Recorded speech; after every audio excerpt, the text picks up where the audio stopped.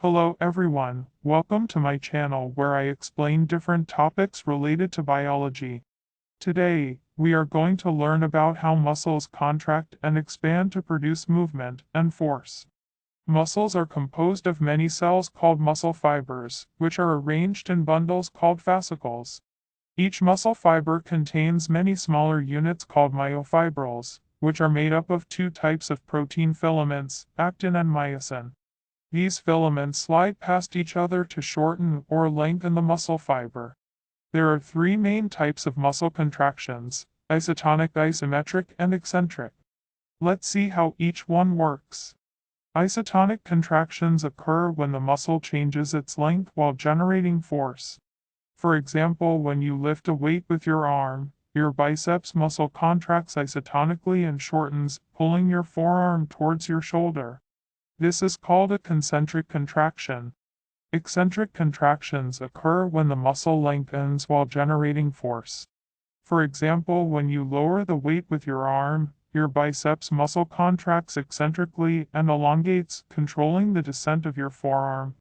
This is also an isotonic contraction, but in the opposite direction. Isometric contractions occur when the muscle does not change its length while generating force.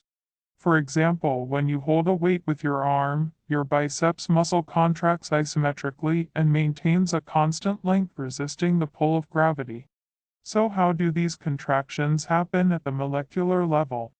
Well, it all starts with a signal from the nervous system that reaches the neuromuscular junction, where a motor neuron connects with a muscle fiber. The signal causes the release of a chemical messenger called acetylcholine, which binds to receptors on the muscle fiber membrane, called the sarcolemma. This triggers an electrical impulse that travels along the sarcolemma and into the T-tubules, which are extensions of the membrane that penetrate deep into the muscle fiber.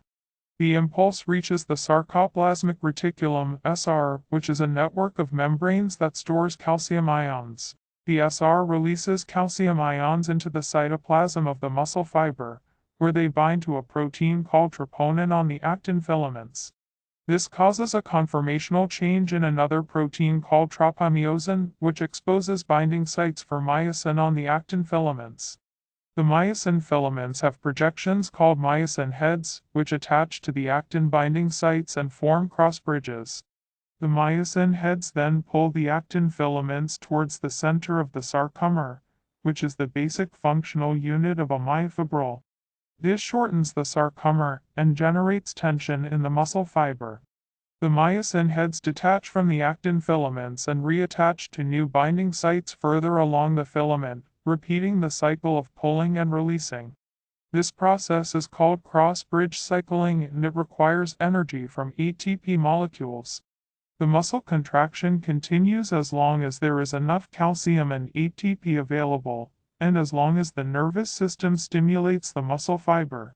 When the stimulation stops, calcium is pumped back into the SR by active transport and tropomyosin covers the actin binding sites again, preventing further cross-bridge formation. The muscle fiber relaxes and returns to its original length. And that's how muscles contract and expand to produce movement and force. I hope you enjoyed this video and learned something new. If you did, please give it a thumbs up and subscribe to my channel for more biology videos. Thank you for watching and see you next time.